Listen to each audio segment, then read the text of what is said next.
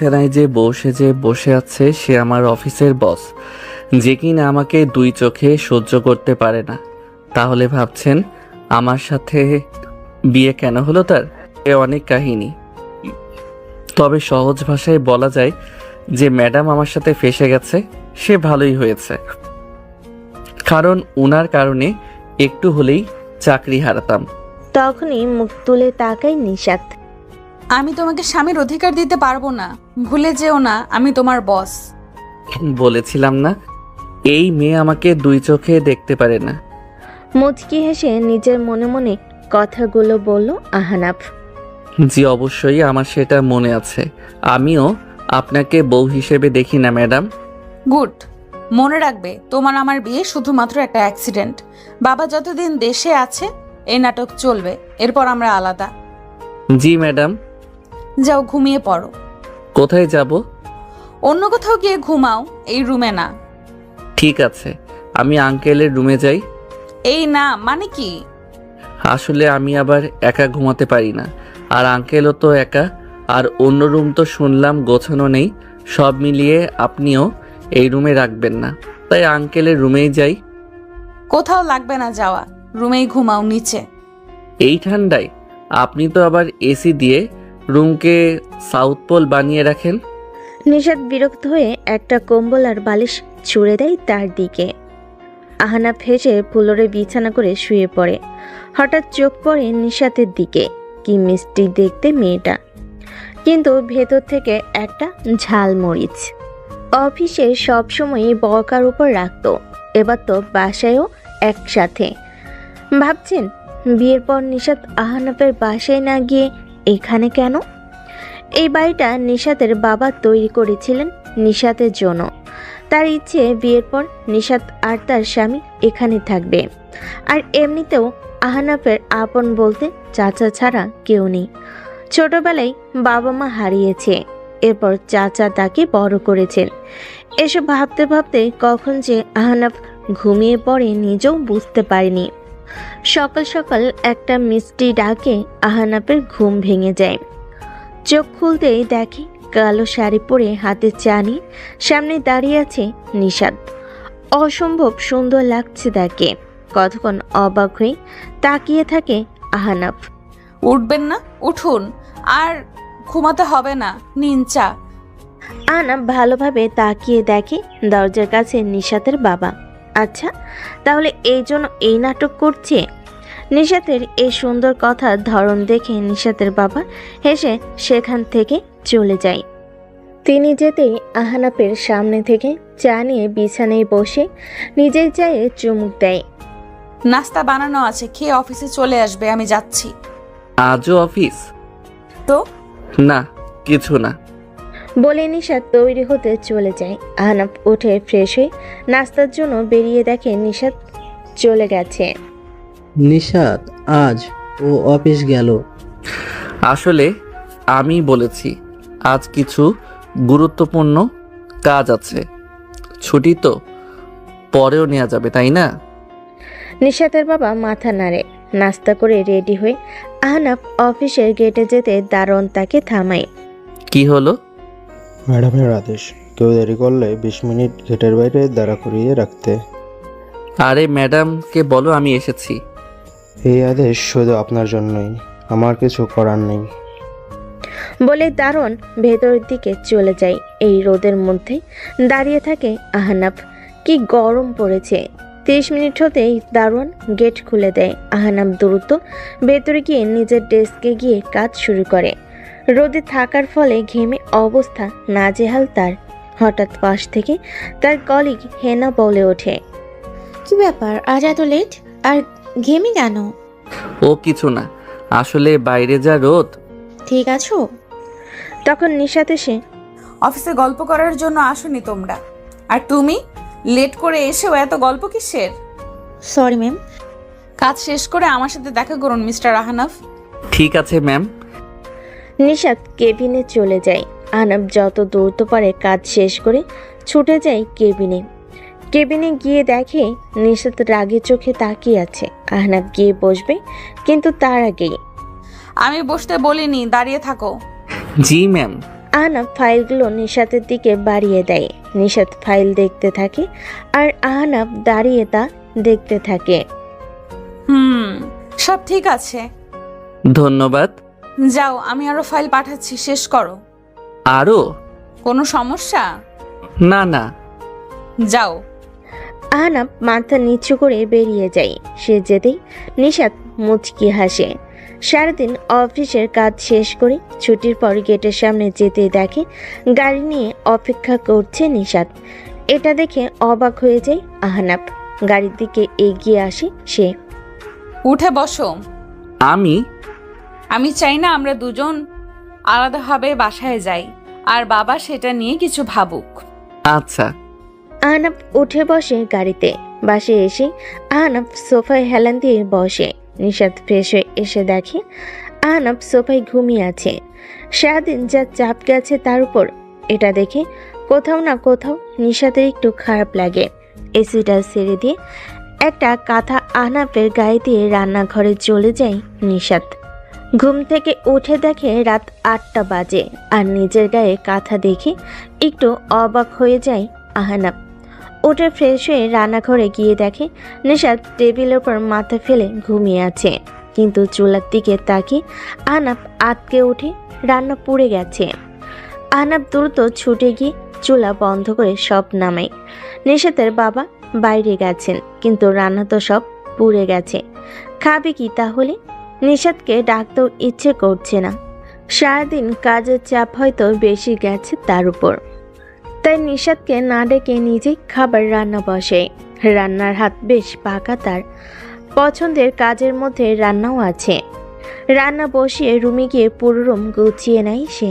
আহনাফ বেশ গোছানো ছেলে, আর অন্যদিকে নিশাত শুধু নিজের জন্যই যত্নশীল। নিশাত ঘুম থেকে উঠে পুরো বাড়ি অন্ধকার। ঘুটঘুটে অন্ধকারে কিছুই দেখা যাচ্ছে না, কিন্তু আলো নেই কেন? আর আহনাফ কোথায়? ফোন হাতে নিয়ে এদিক ওদিক দেখতে থাকে নিশাত। দোতলার জানালায় গিয়ে তার গায়ে কাটা দেয়।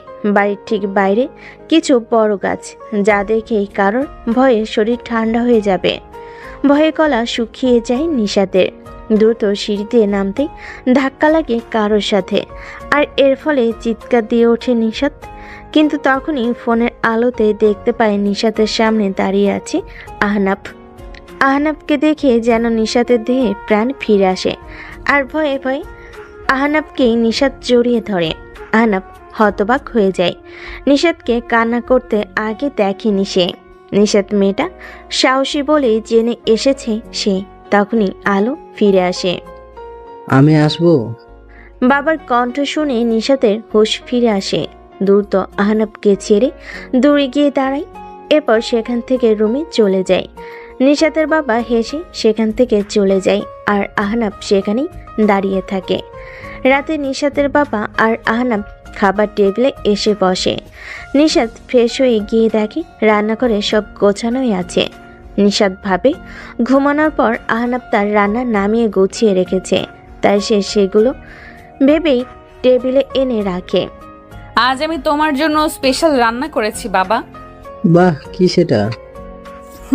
তোমার পছন্দের চিলি চিকেন।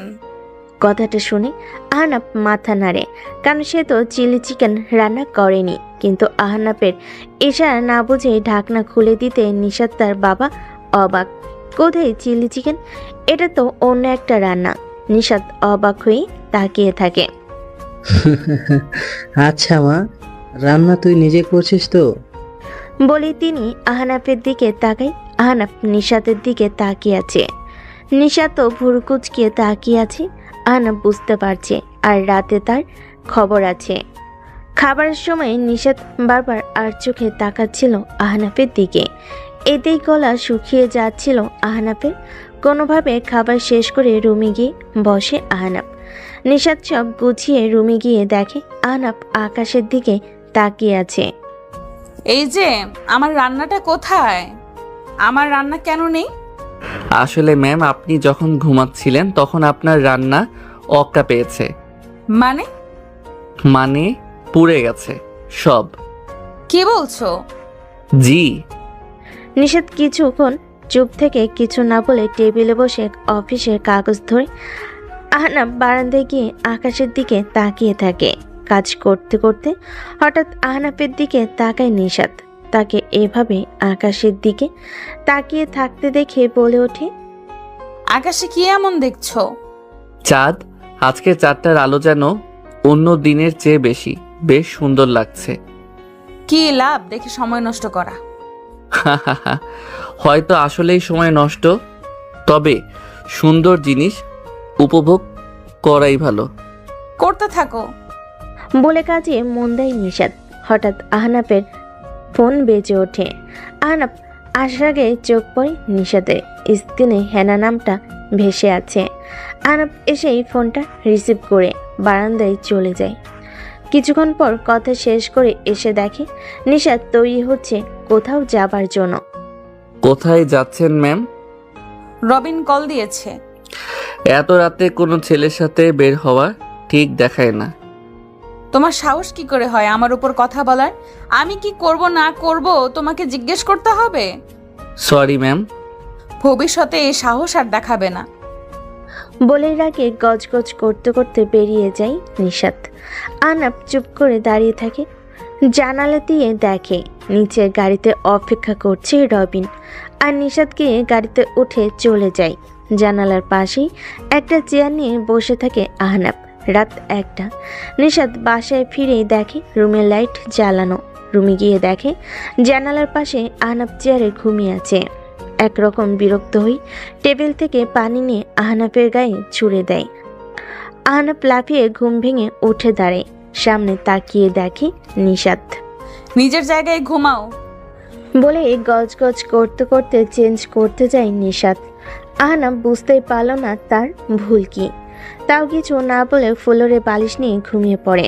পরদিন সকালে ঘুম ভেঙে যায় নিশাতের ডাকে। সেই সকালের নাটক, এরপর আবার অফিস। প্রতিদিন 20 থেকে 30 মিনিট বাইরে থাকতে হয় আহনাফের। আর রোজ রাতে আড্ডায় বেরিয়ে যায় রবিনের সাথে নিশাত। এভাবেই কেটে যায় 1 মাস। কিন্তু এই মাসটাই রবিন ধীরে ধীরে আরও ক্লোজ হতে থাকে নিশাতের, যা আহনাফের ভালো লাগে না। আবার সাহস করে নিশাতকেও বলতেও পারছে না। ইতিমধ্যে নিশাতের বাবা গ্রামের বাড়িতে গিয়েছেন কিছু কাজে, তাই সকালের ভালো ব্যবহারটাও তেমন পায় না আহনাফ। কিন্তু একদিন রাতে আকাশ মেঘলা, যে কোনো সময় ঝড় শুরু হতে পারে। আহনাফ বারান্দায় দাঁড়িয়ে। নিশাত আজও বাইরে যাবার জন্য তৈরি হচ্ছে। আজ না গেলে হয় না? কেন? বাইরে যা আবহাওয়া, যে কোনো সময় ঝড় নামতে পারে। সমস্যা নেই। বলে নিশাত বেরিয়ে যায়। আহনাফের ব্যাপারটা ভালো লাগে না। কেন যেন আজ মনটা অশান্ত হয়ে আছে। বাইরের পরিবেশটাও যেন তার মনের মতোই আপাতত স্তব্ধ, কিন্তু যে কোনো বড় ঝড় আসবে। রাতে 8টার মাঝে হঠাৎ সবাই খেয়াল করে টিপ টিপ করে বৃষ্টি পড়ছে। তাই এক এক করে সবাই বিদায় নেয়।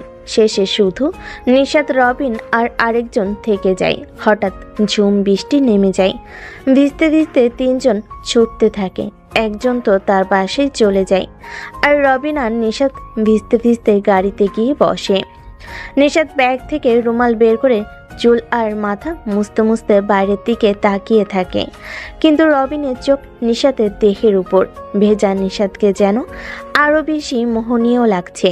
নিজের উপর নিয়ন্ত্রণ হারিয়ে এগিয়ে যায় নিশাতের ঠোঁটের দিকে। নিশাত আচমকা ব্যাপারটা লক্ষ্য করে ধাক্কা দিয়ে তাকে দূরে সরিয়ে গালের চর বসিয়ে দেয়। তোমার মাথা ঠিক আছে? এই কি করছিস এসব? কিন্তু রবিন তখন এসব শোনার পাত্র নয়। ঝাঁপিয়ে পড়ে নিশাতের উপর। নিশাত কোনোভাবে তাকে ধাক্কা দিয়ে গাড়ি থেকে বেরিয়ে ছুটতে থাকে। আজ সে বুঝতে পারছে কেন আহনাফ বারবার না করত। সুযোগ পেলে কেউ ছাড়বে? কান্না করতে করতে ছুটতে থাকে নিশাত। পেছনে রবিনও আসছে ভেবে ভয়ে তার গলা শুকিয়ে যায়। একদিকে রাত 2টা বেজে গেছে, এখনো নিশাতের খোঁজ নেই। তাই চিন্তায় আহনাফের ভালো লাগছে না। হঠাৎ ফোন বেজে উঠতেই ছুটিকে ফোন হাতে নিয়ে দেখে নিশাতের কল। ফোন রিসিভ করতেই শুনতে পায় ওপার থেকে নিশাতের ভারী কান্নার শব্দ। নিশাত কিছু বলতে পারছে না, শুধু কান্না করছে। ম্যাম, আপনি কান্না করছেন কেন? ঠিক আছেন? আমি আসছি। কোথায় আছেন? আসছি আমি। কিছু বুঝতে না পেরে যেভাবে আছে সেভাবেই বেরিয়ে পড়ে আহনাব, কিন্তু ছুটে বাড়ির গেটের সামনে আসতে দেখে গেটের সামনে চাউনি নিচে হেলান দিয়ে মাথা গুটিয়ে কাঁদছে নিশাত। আহনাব তার সামনে বসতে নিশাত মুখ তুলে তাকায়। আমাকে ক্ষমা করে দাও, আমি আর রাতে বাইরে যাব না। কান্না জড়িত কথাগুলো ঠিক যেন আহনাবের বুকে লাগে, কিন্তু কি হয়েছে তার, আর কেনই বা নিশাত এসব বলছে?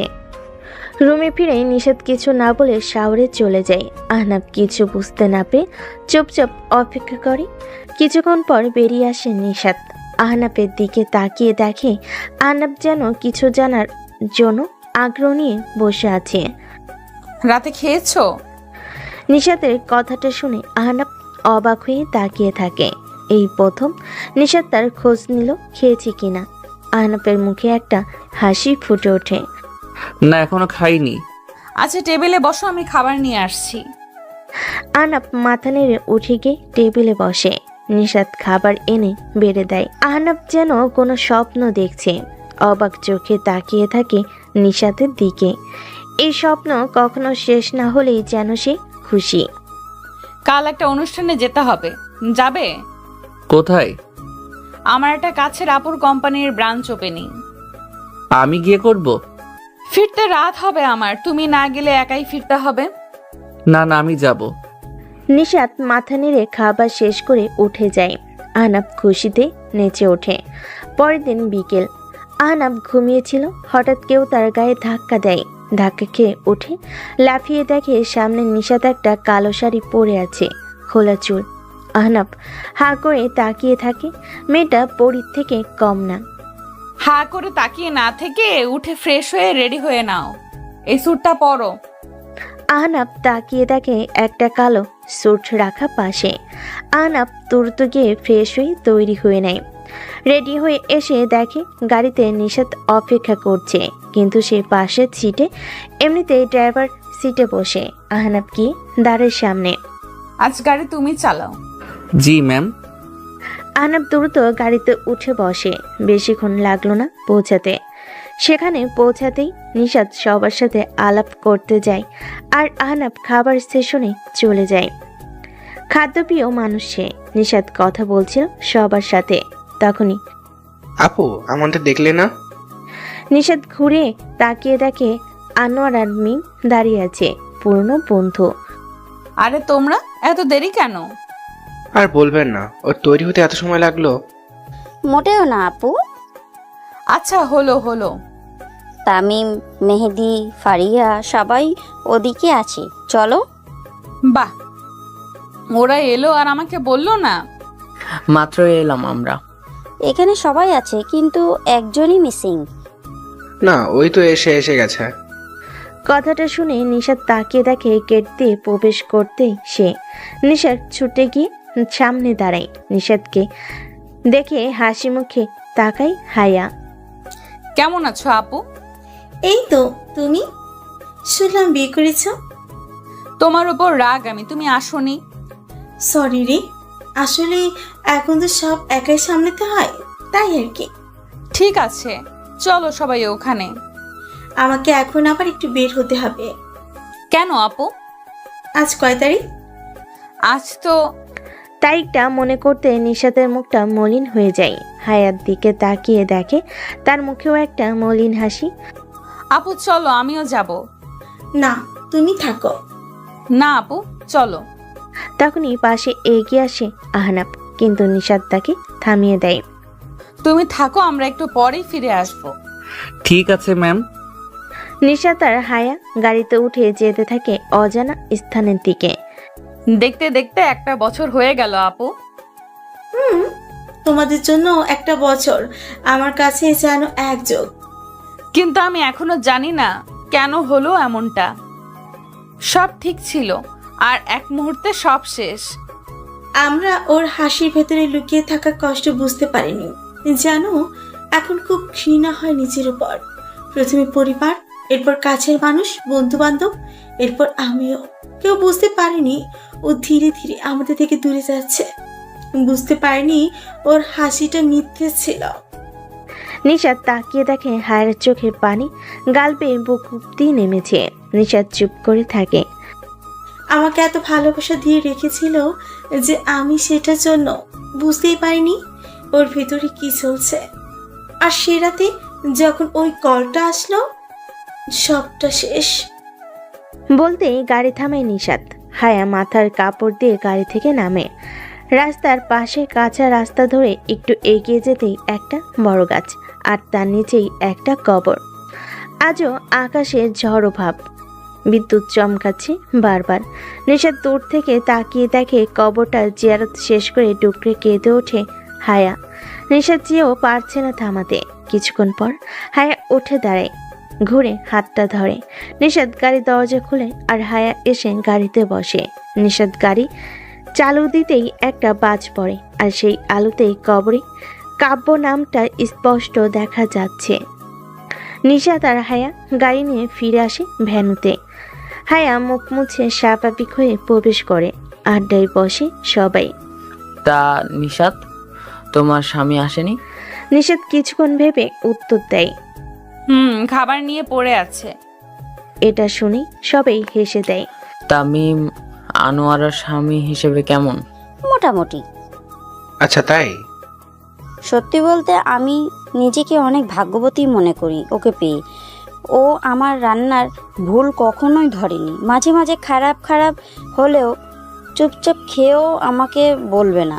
তবুও আমি নিজেকে বলতে গেলেই শুনবে না। হয়, এমন ছেলেও হয়। নিশাত হায়ার দিকে তাকায়। নিশাতের মনে আছে একবার হায়া আর সে মিটিংয়ে গিয়েছিল, আর সেখানে হায়া যখন বক্তব্য দিচ্ছিল তখন কাব্য একটা চেয়ারে বসে গালে হাত দিয়ে হাসি মুখে মুগ্ধ হয়ে তাকিয়েছিল হায়ার দিকে। এমনকি অফিসের খাবার নিজেই আনতো, হায়া কাজে ব্যস্ত হলে খাইয়েও দিত। হায়া হয়তো এজন্যই কথাটা বলল। নিশাত হায়ার হাতে হাত রাখলো। হায়া একটা হাসি দিয়ে তার দিকে তাকায়। আর এমন ছেলেদের অনুভূতি অনেক গভীর হয়, বুঝতে পারার আগেই মাঝে মাঝে হারিয়ে যায়।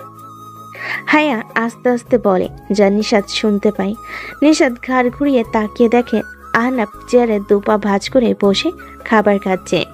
নিশাত কিছু একটা আজ করতে পেরে দ্রুত উঠে এক গ্লাস পানি নিয়ে আহনাফের পেছনে গিয়ে দাঁড়ায়।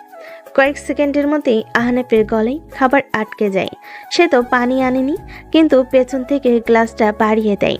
আহনাফ দ্রুত পানি খেয়ে হাঁপ ছেড়ে বাঁচে। নিশাতের দিকে তাকিয়ে দেখে নিশাত মাথা নেড়ে সেখান থেকে হেঁটে যায়। নিশাত গিয়ে সবাই সহ খেতে বসে। তোমার হাজবেন্ডকে ডাকবে না? ও আগে খেয়ে নিয়েছে, এখন ডাকলেও খেতে পারবে না। কিন্তু তখনই পেছনে আহনাফ হাজির, বলে, আমি কখন বসবো খেতে? কথাটা শুনে সবাই হাঁ করে তাকিয়ে থাকে। বিশেষ করে নিশাত বড় বড় চোখ করে তাকিয়ে থাকে। আপনি আরো খাবেন? হ্যাঁ, তখন নাস্তা করলাম। আরে নিশাত, সমস্যা কি? বসো ভাই। 1 মিনিট। নিশাত ব্যাগ থেকে একটা ইনো বের করে পানিতে গুলে আহনাফকে দেয়। এটা আগে শেষ করে নাও, তারপর কিছুক্ষণ রেস্ট, তারপর খাবে। প্রয়োজনে আমি অপেক্ষা করব।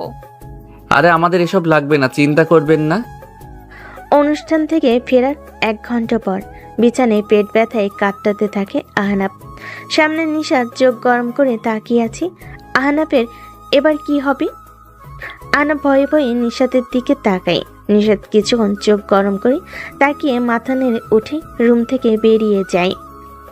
আহনাফ চুপ করে শুয়ে থাকে। তখনই আবার নিশাত কিছু মেডিসিন নিয়ে এসে আহনাফের সামনে বসে। এক এক করে 2টো ট্যাবলেট আহনাফের হাতে ধরিয়ে দেয়, পানির গ্লাস সহ। এগুলো সহ খেয়ে নাও। জি। নিশাত উঠে চেঞ্জ করতে চলে যায়। পরের দিন নিশাত একাই অফিসে চলে যায়। আহনাফকে বলে যায় যেন বিছানা থেকেও না ওঠে। সকাল থেকে একা থাকতে থাকতে আহনাফ বিরক্ত হয়ে যায়। দুপুর হয়ে আসতেই ভাবলো একটু হেঁটে আসবে, কিন্তু বিছানা থেকে বাইরে পা রাখতে কারোর একটা ছায়া দরজায় পড়ে। আহনাফ তাকিয়ে দেখে নিশাত অফিস থেকে ফিরে রুমের দরজায় দাঁড়িয়ে আছে। আমি তোমাকে না করেছিলাম উঠতে। Sorry ma'am.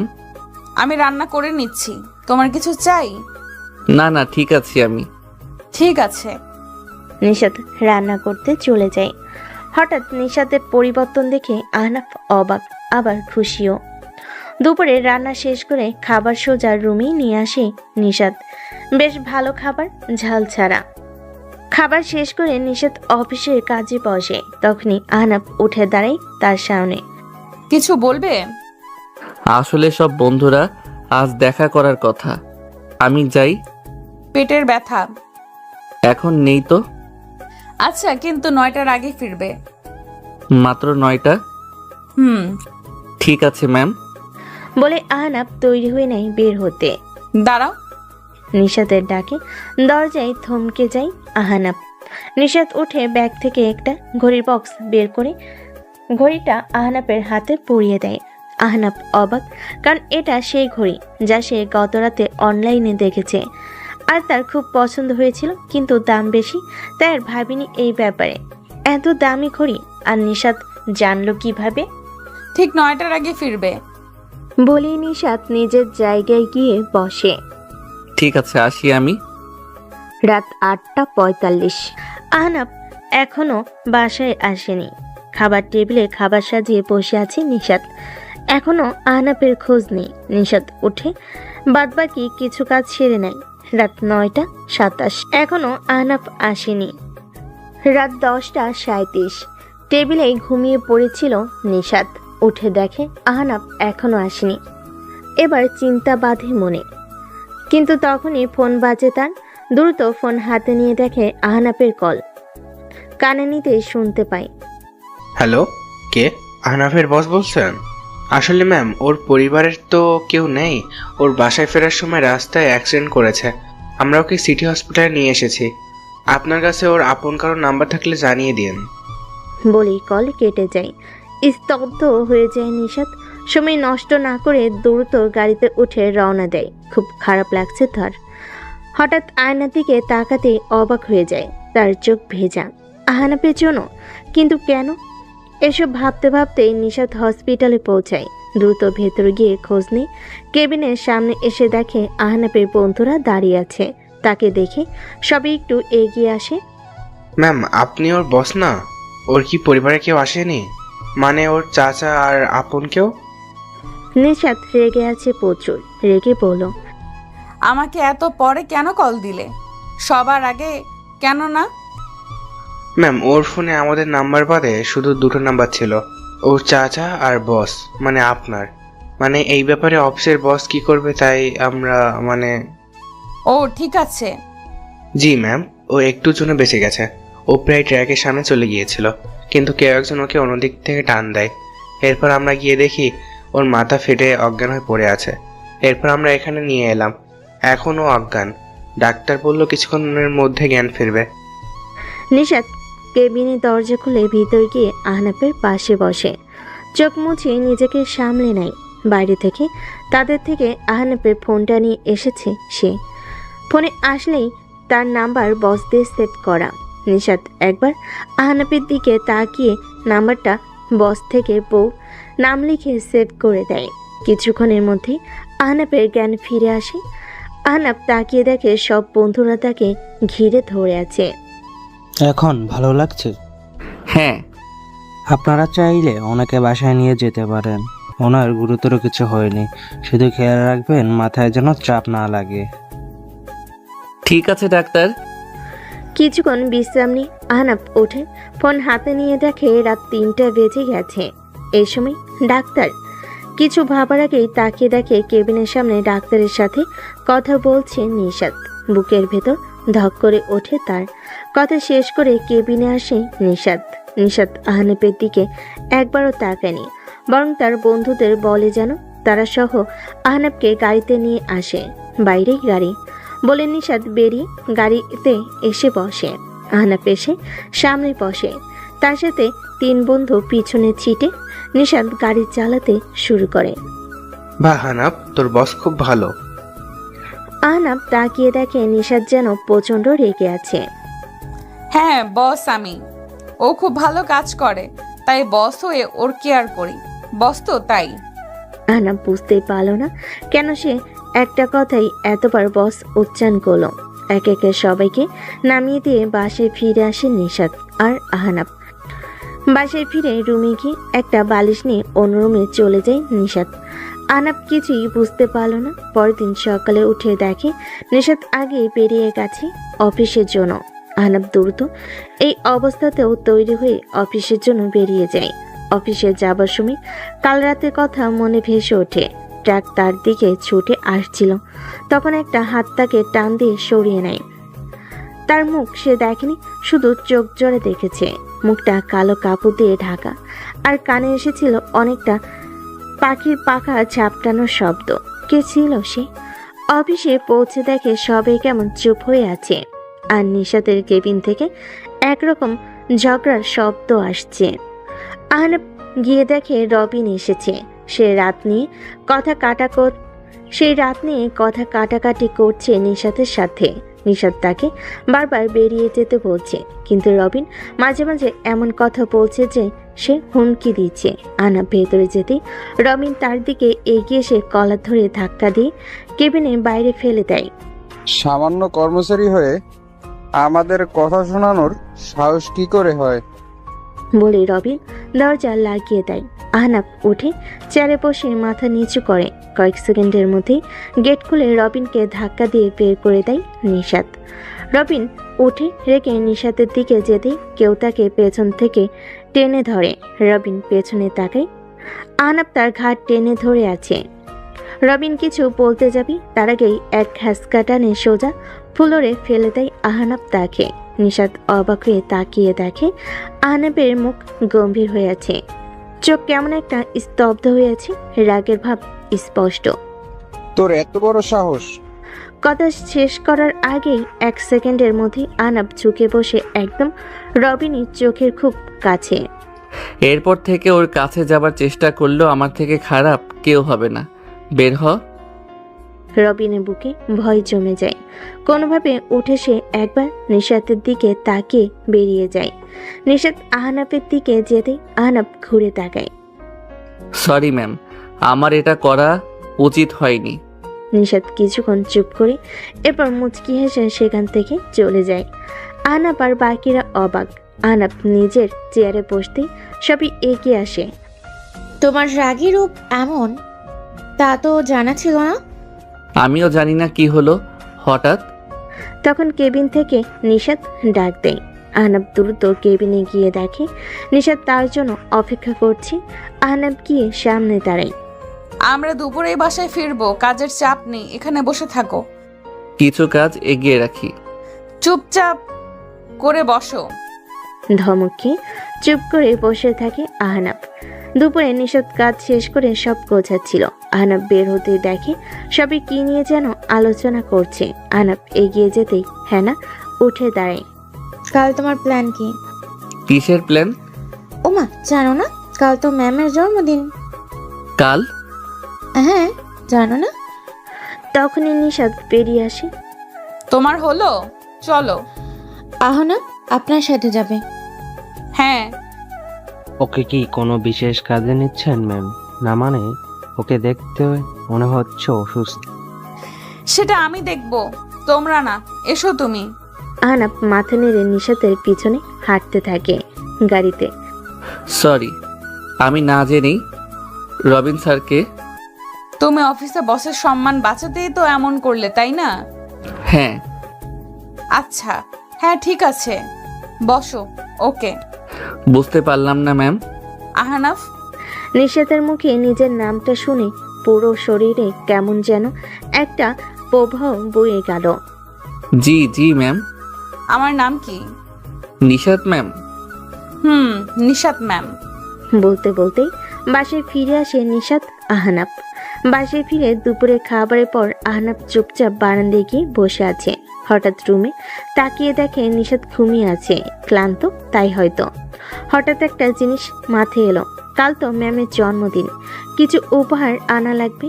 নিশাতকে বলে সে বের হতে দেবে না, তাই আহনাব চুপি চুপি বেরিয়ে যায়। দারোয়ানকে বলে যায় ম্যামকে বলতে সে বন্ধুর বাসায় যাচ্ছে। রিক্সা করে শপিং মলে গিয়ে শাড়ির দোকানে গিয়ে এক একে কিছু শাড়ি দেখতে থাকে। 2টা শাড়ি পছন্দ হয়, কিন্তু দুটোর টাকা তো সে আনেনি। কোনটা নিবে ভাবতে থাকে। এদিকে ঘুম থেকে উঠে আহনাবকে না পেয়ে নিশাত একটু চিন্তায় পড়ে। তখনই টেবিলে একটা নোট পেয়ে হাতে নিয়ে দেখে সেটি আহনাব লিখে গেছে বন্ধুর বাসায় যাচ্ছে। নিশাত একটু রেগে যায়, তাও কি করবে আর। ফ্রেশ হয়ে কফি নিয়ে বারান্দায় বসে। এদিকে সব কেনাকাটা করে বন্ধুদের কিছু জিনিস ব্যবস্থা করতে বলে বাসায় ফিরে আসে আহনাব। 7টা বেজে গেছে। বাসায় ফিরে রুমে গিয়ে দেখে নিশাত টিভি দেখছে। সরি না বলে যাওয়ার জন্য। বসকে বাসার ব্যাপারে না বললেও হয়, ঠিক আছে? টেবিলে পিঠে আছে, বসো, নিয়ে আসছি। নিশাত উঠে গিয়ে পিঠে আর কফি নিয়ে আসে। মুভি দেখবে? আচ্ছা ম্যাম। এরপর দুজন একটা মুভি দেখতে থাকে, কিন্তু আহনাবের মাথায় চলছে রাত 12টার প্ল্যান। 10টা 40 একটা কল আসে নিশাতের। নিশাত উঠে কথা বলতে বলতে বারান্দায় চলে যায়। কিছুক্ষণ পর ফিরে আসে। কে কল দিয়েছে? বন্ধুরা রাত 12টার পর আমার জন্মদিন, তাই যেতে বলল। কিছু অ্যারেঞ্জ করেছে হয়তো। যেতেই হবে। কেন, তোমার কিছু প্ল্যান আছে নাকি বসের জন্মদিনে? আছে। বস তো অফিসে দিতে পারবে। বলে নিশাত হাঁটা ধরে। যদি স্বামী হিসেবে না যেতে বলি? নিশাতের ভেতর ধক করে ওঠে। আলতোভাবে তাকাই আহনাফের দিকে। বলে দেখো। ম্যাম? ম্যাম? না মানে নিশাত, আজ আমারও কিছু প্ল্যান আছে, থেকে যান। নিশাতের বুক থেকে যেন একটা পাথর সরে যায়। ফোনটা তুলে কাউকে কল দেয়। হ্যালো, সরি আমি আসতে পারবো না, আমার স্বামী আজ আমাকে সারপ্রাইজ দেবে। আহনাফ চোখ বড় বড় করে তাকায়। কল কেটে নিশাত আহনাফের দিকে একবার তাকায়। এবার দেখি কি প্ল্যান তোমার বস বউয়ের জন্য। আহনাফের মুখে হাসি ফুটে ওঠে। কি প্ল্যান করেছে আহনাফ নিশাতের জন্মদিনের জন্য? রাত 11:30 বাজতে চলো। নিশাত বসে আছে একভাবে আহনাফের সামনে। আহনাফ বারবার ঘড়ির দিকে তাকাচ্ছে। 11:45 বেজে যায়। আহনাফ উঠে দাঁড়ায়, হেঁটে বাইরে কোথাও চলে যায়। নিশাত বুঝতে পারছে না কোথায় গেল আহনাফ। কিছুক্ষণ পর আহনাফ হাতে একটা বক্স নিয়ে ফিরে আসে। এসে নিশাতের সামনে দাঁড়ায়। এতে কি? খুলে দেখুন। নিশাত বক্সটা খুলতে দেখে নীল আর মেরুনের মধ্যে একটা সুন্দর শাড়ি। নিশাত মুগ্ধ হয়ে তাকিয়ে থাকে শাড়ির দিকে। 12টার আগেই দিলে যে? না, এটা সারপ্রাইজ না, এটা পরে আসুন, জলদি যান, সময় হয়ে এলো। কিসের সময়? আহা, যান না। নিশাত মাথা নেড়ে চেঞ্জ করতে চলে যায়। 11:57। নিশাত শাড়ি পরে বের হয়। নিশাতকে এই শাড়িতে দেখে আহনাফ মুগ্ধ হয়ে তাকিয়ে থাকে। এই যে দেখা হলো। So sorry ma'am. এবার সারপ্রাইজটা। আসুন আসুন। নিশাতকে নিয়ে দ্রুত ছাদে চলে যায় আহনাফ। পুরো ছাদ অন্ধকার। ছাদ অন্ধকার কেন? কিছুই দেখা যাচ্ছে না। নিশাতের কথা শুনে একটু হাসি আহনাফ। তাদের বাড়িটার আশেপাশে কোনো বাড়ি নেই, তাই আলাদাও আলো নেই। 12টা বাজতেই একটা জোয়ালো শব্দ হয়, আর এক একে বাড়ির চারপাশ থেকে আতশবাজি আকাশে গিয়ে ফাটতে শুরু করে। একের পর এক পুরো আকাশ আলোকিত হয়ে যায়। নিশাত মুগ্ধ হয়ে আকাশের দিকে তাকিয়ে থাকে। এভাবে 5 মিনিট আতশবাজি ফাটার পর পুরো ছাদ আলোকিত হয়ে যায়। সুন্দরভাবে সাজানো ছাদ। নিশাত অবাক হয়ে সেদিকে তাকাতে থাকে। এইসব কখন, কিভাবে? তুমি তো আসলে যখন আপনি ঘুমিয়েছিলেন তখন এতে আমাকে কিছু মানুষ সাহায্য করেছে। বলতে নিশাতের বাবা নিশাতের এক ফ্রেন্ড কেক নিয়ে ভেতরে আসে। বাবা, মিলি। হ্যাঁ মা, আমি দুপুরে ফিরে দেখি তুই ঘুমাচ্ছিস। এরপর আহনাফ আমাকে বাকিটা বলল। সরি ম্যাম, না বলে। নিশাত কেক কাটে। প্রথম টুকরো হাতে নিয়ে দেখে আহনাফ দূরে দাঁড়িয়ে আছে। নিশাত এগিয়ে আহনাফের মুখে কেক পুড়ে দেয়।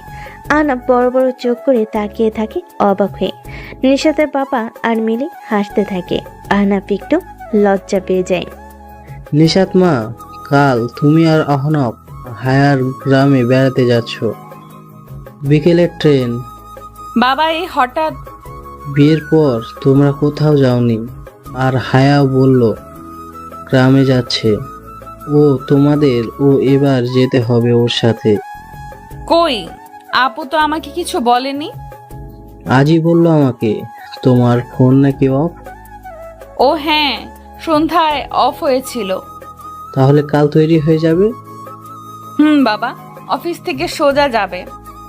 অফিস কেন? বাবা কিছু ফাইলে সাইন করতে হবে। আচ্ছা ঠিক আছে।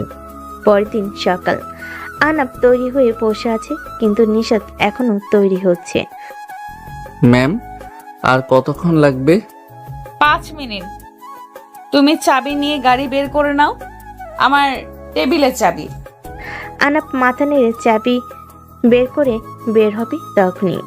সোফায় দেখো স্যুট রাখা নীলচে, ওটা পরে নাও। আমি তো পড়তে পারবো না, তাই না? ঠিক আছে ম্যাম। স্যুটটা হাতে নিয়ে গাড়ি চড়াই আহনাব। আয়নার সামনে দাঁড়াই আহনাব। দারুণ লাগছে তাকে। চাবি নিয়ে বেরিয়ে যায়। গাড়ি নিয়ে গেটের সামনে দাঁড়ায় আহনাব। তখনই গেট খুলে বেরিয়ে আসে নিশাত। আহনাবের শাড়িটা পরে, খোলা চুল।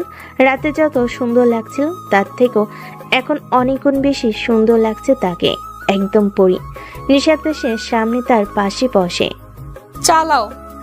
জি ম্যাম। আহনাব কোনোভাবে চোখ সরিয়ে গাড়িটা নিয়ে বেরিয়ে পড়ে। অফিসের নিচে সবে অপেক্ষা করছে নিশাতের জন্য ফুল নিয়ে।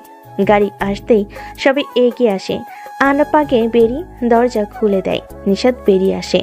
সবাই অবাক, এই প্রথম নিশাত এভাবে অফিসে এসেছে। তাদের মধ্যে রবিনও এসেছে। সবার আগে সে এগিয়ে যায়। Happy birthday Nishat. এখনো রেগে আছো? আর তুমি এই সামান্য কর্মচারীর সাথে মিলিয়ে শাড়ি কেন পরলে? আর এই শাড়ি তো বেশ কম দামি। উজ্জ্বল মুখটা হঠাৎ রাগে লাল হয়ে যায় নিশাতের। তবে রাগ চেপে একটা লম্বা নিঃশ্বাস ছেড়ে পাশে দাঁড়ানো আহনাবের হাত আলতোভাবে ধরে। বিয়ের পর এই প্রথম আমার স্বামী আমাকে কিছু উপহার দিয়েছে, সেটা যেমনই হোক আমার জন্য সবচেয়ে মূল্যবান। কথাটা সবাই শুনে অবাক। আর আহনাব যেন সে যেন একটা ঘোরের মধ্যে আছে। তখনই হাতে একটা টান দিয়ে কাছে টেনে নেয় নিশাত। চলো। এরপর সবাই জন্মদিনের শুভেচ্ছা জানাতে থাকে। এরপর সবাই অফিসের ভেতর যায় আর রবিন সেখান থেকে ফিরে যায়। আজ হেনার কেন যেন মন খারাপ, একদম চুপচাপ হয়ে আছে।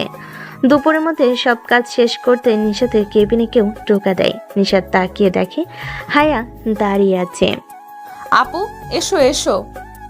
শুভ জন্মদিন নিশাত বলে একটা উপহারের বক্স এগিয়ে দেয়। ধন্যবাদ আপু। তোমরা তৈরি?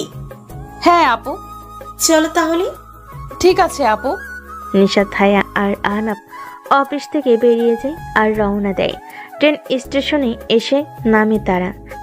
আচ্ছা ম্যাম, আমরা তো গাড়িতেও যেতে পারতাম। মাঝে মাঝে ভিন্ন কিছুর অভিজ্ঞতা নিতে হয়, বুঝলে? জি আপু। নিশাত মুচকি হাসে। ট্রেনে উঠে বসে তিনজন। ট্রেন স্টেশন থেকে বেরিয়ে ছুটতে থাকে আপন গতিতে। টুকটাক গল্প করতে করতে তারা 9টায় পৌঁছে যায় সেই গ্রামের স্টেশনে। আগে নিশাত নেমে দাঁড়ায় স্টেশনে। তাকে দূর থেকে দেখেই কয়েকটা বখাটে এগিয়ে আসে।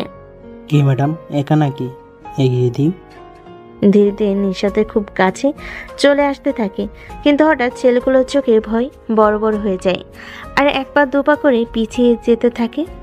নিশাত ঘুরে তাকিয়ে দেখে হায়ার ট্রেন থেকে নামছে আর তাকে দেখে ওরা পিছিয়ে যাচ্ছে। কিন্তু কেন? আপু তুমি ওদের চেনো?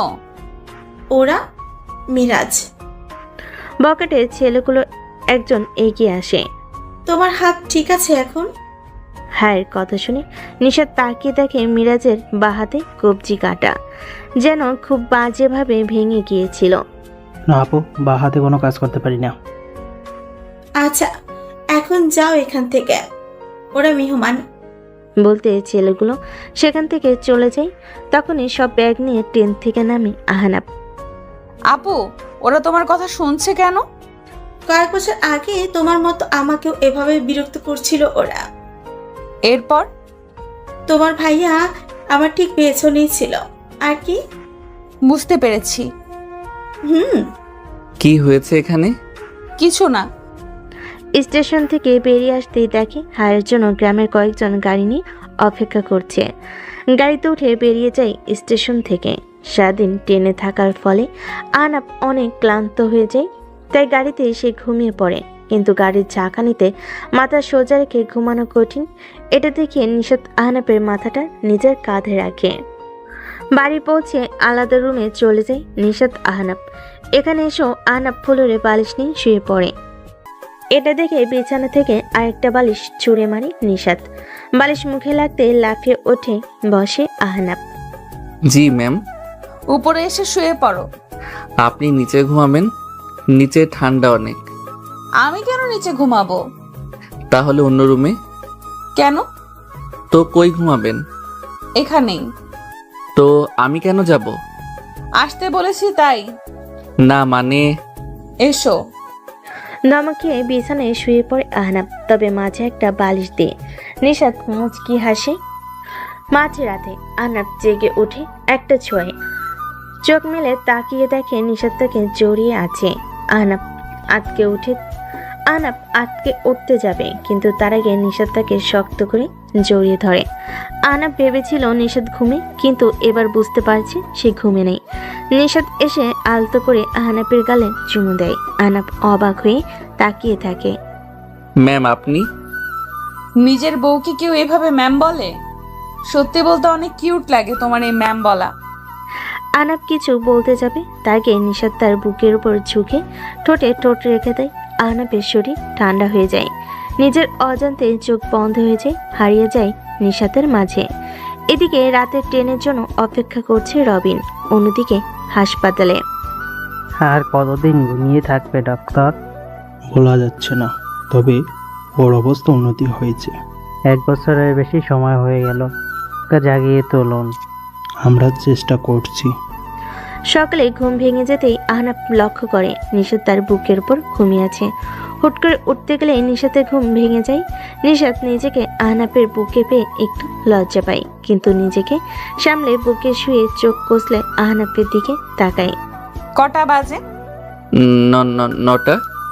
এ বাবা, এতক্ষণ ঘুমানো ঠিক হয়নি, ওঠো। কাল রাত আসলে। চুপ, ফ্রেশ হয়ে এসো। আহনাব মাথা নেড়ে উঠে চলে যায়। নিশাত হেসে বেরিয়ে যায়। আহনাব ফ্রেশ হয়ে এসে দেখে নিশাত তার জন্য পাঞ্জাবি বের করে গেছে। পাঞ্জাবি পরে বের হতে তখনই ফোন বেজে ওঠে। নাম্বারটা চেনা না, অচেনা। রিসিভ করতেই। স্যার, আপনি আহনাব স্যার? অচেনা কণ্ঠে। জি। জি, আপনার একটা পার্সেল রয়েছে।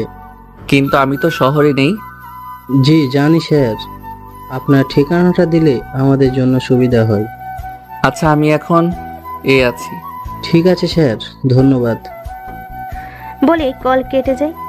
এই সময় পার্সেল কে পাঠাচ্ছে আর কেন, এসব না ভেবে বেরিয়ে নাস্তার টেবিলে গিয়ে দেখে হায়া নিশাত বসে আছে।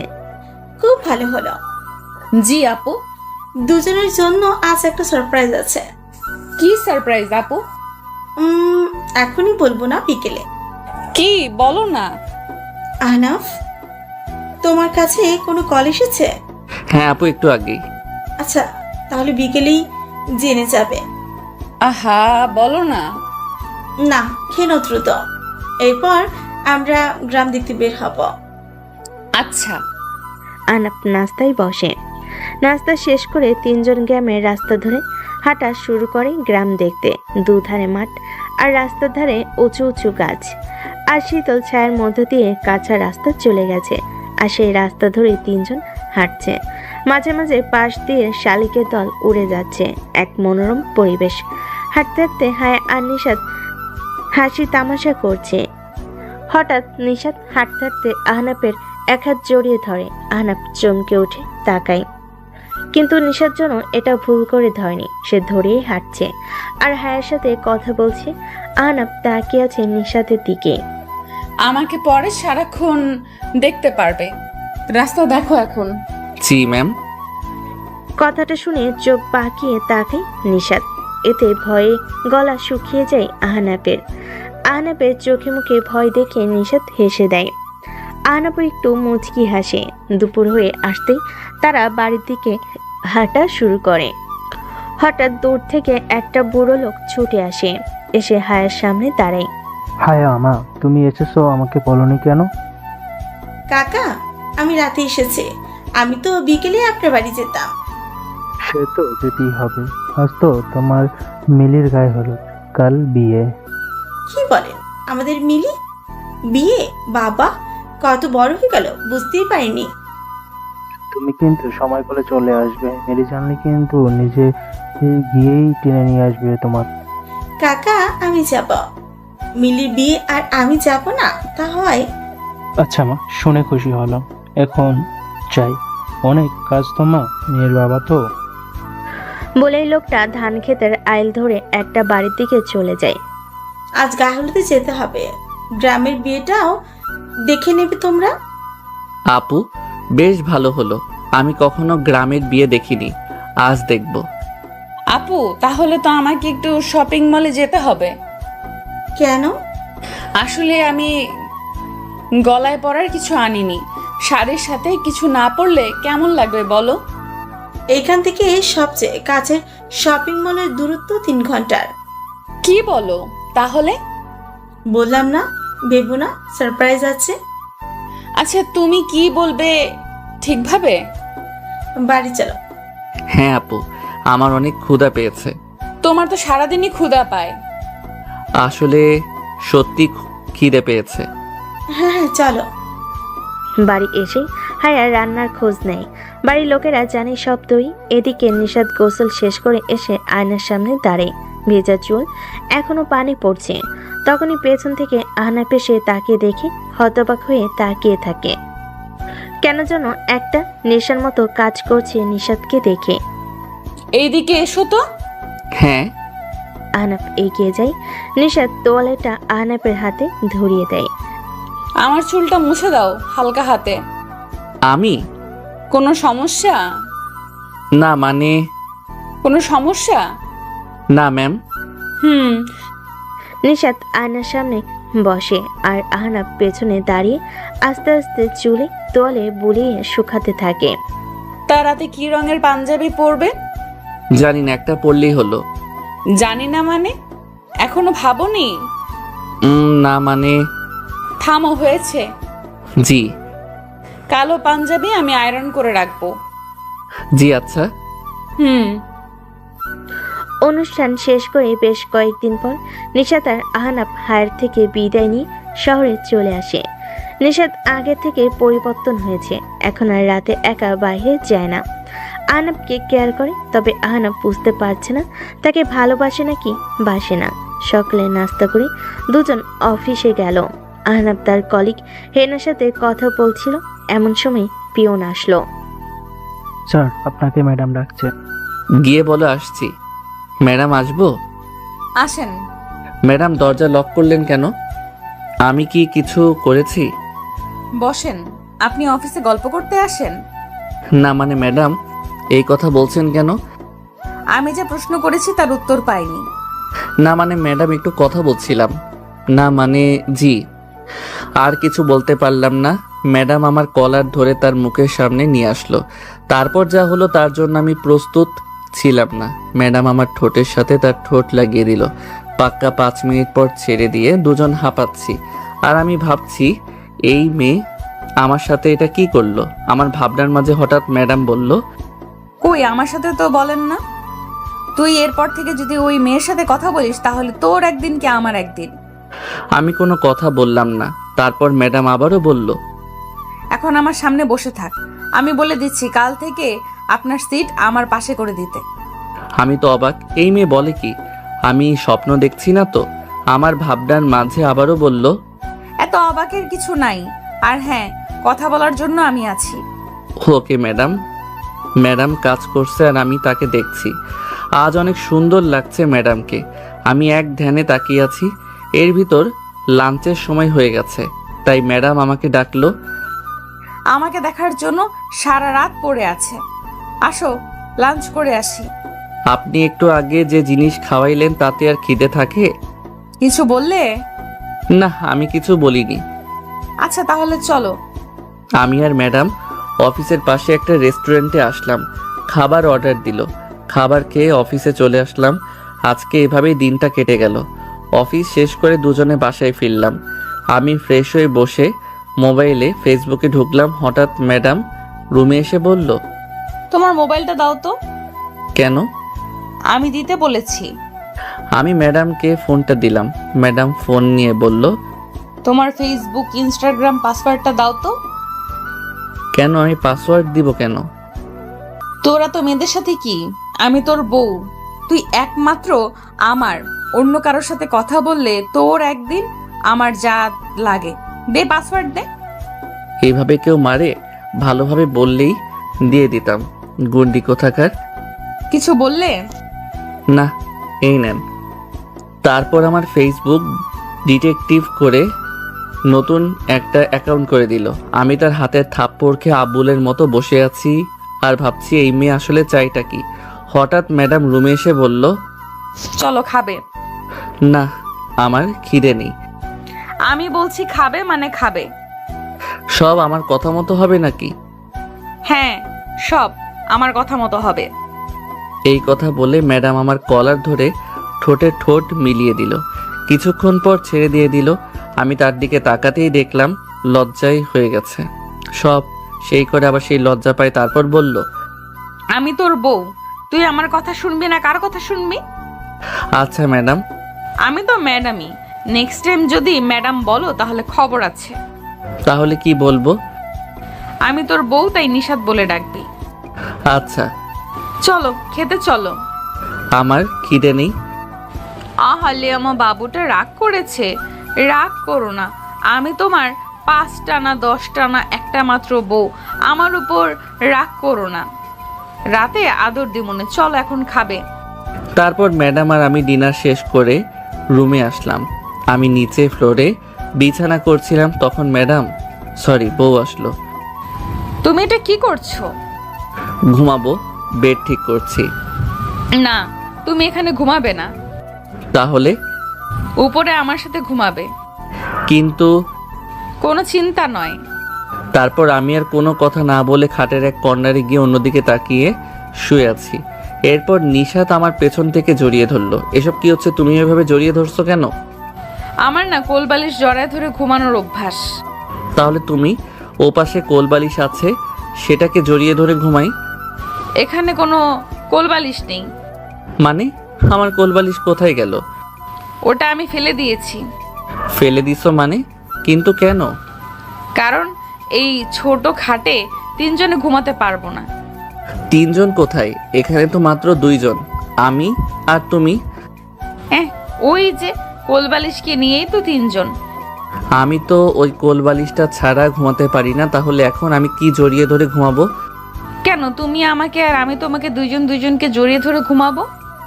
না, আমি তোমাকে কিছুতেই জড়িয়ে ধরে ঘুমাবো না।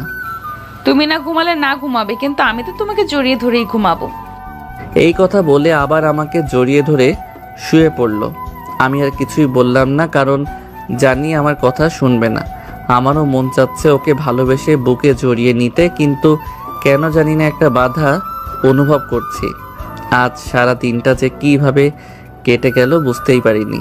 আর আমাকে যে মেনে নিয়েছে এটা তো আমার কাছে স্বপ্নের মতো মনে হচ্ছে। এইসব কথা ভাবছিলাম, তখন ম্যাডাম মানে বউ বলল, শুনছো? হুম। আমার না আদর লাগবে। আপনার আদর লাগবে? আমি কি করতে পারি? তুমি কি করতে পারো মানে কি?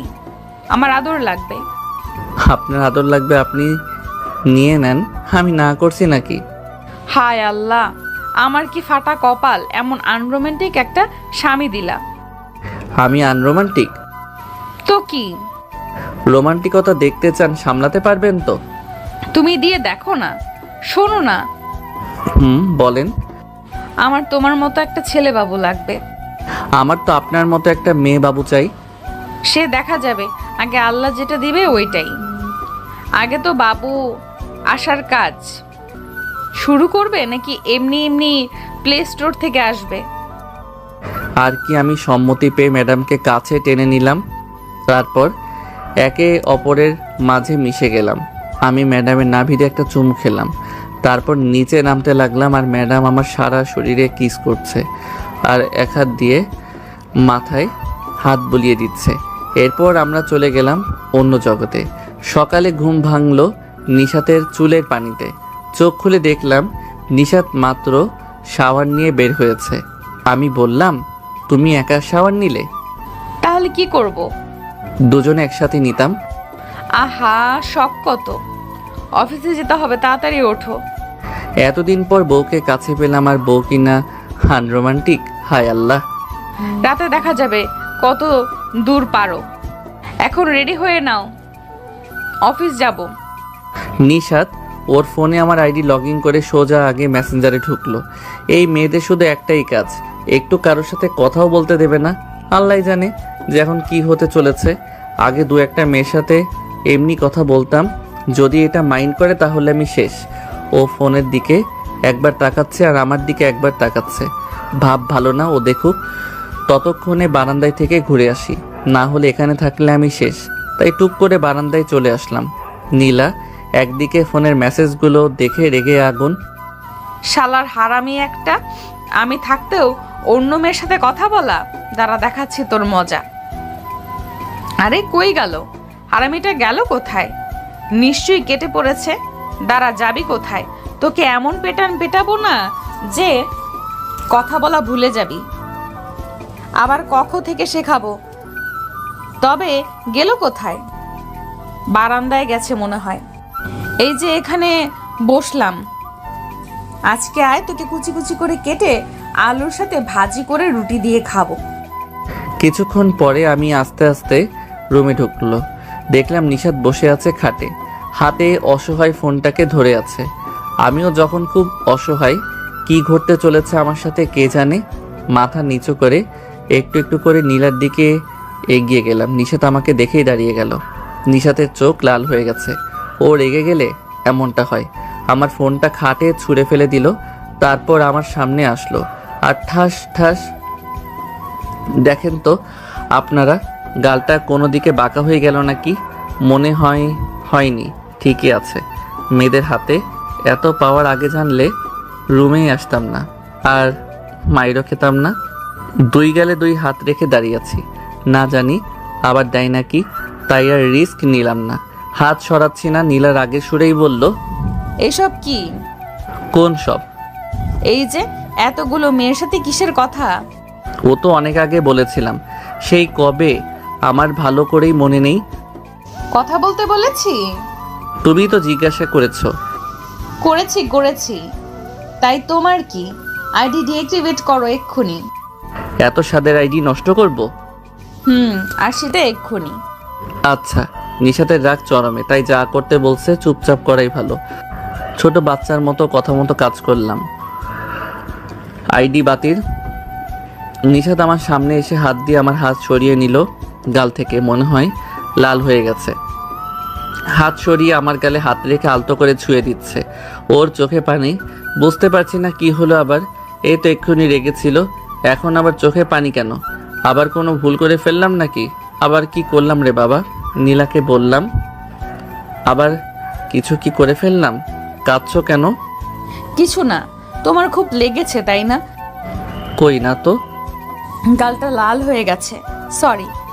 আরে কিছুই হয়নি, তুমি কান্না থামাও। তুমি চাইলে আমাকে মারতে পারো। কি সব বলছো? খুব ব্যথা করছে? একদম না। তাহলে এমন ফুলে গেছে কেন? মিথ্যা বলছো কেন? জানি অনেক ব্যথা লাগছে, আমার মাথা কাজ করছিল না। আসলে তোমাকে আমি আর কাউকে পেতে দিতে চাই না, তুমি শুধুই আমার। আমি জানি সোনা, আর কখনো কারোর সাথে কথা বলবো না, প্রমিস। এইদিকে আসো, একটু বরফ লাগিয়ে দেই। না, ওসব লাগবে না, কিছু হয়নি তো। তবুও। আচ্ছা বরফ লাগবে না, তুমি শুধু আমাকে ওইটা একটু দিলেই হবে। কোনটা?